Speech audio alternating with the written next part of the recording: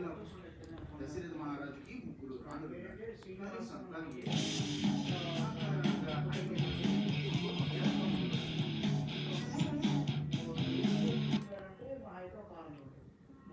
వేట నుండి తిరిగి వెళ్ళాక మనసు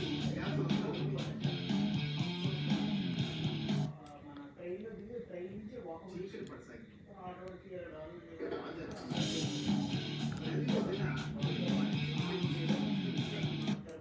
రాత్రి వేళకు సింహాలు నీళ్లు తాగడానికి వస్తాయి. అప్పుడు వేట ఉండదు.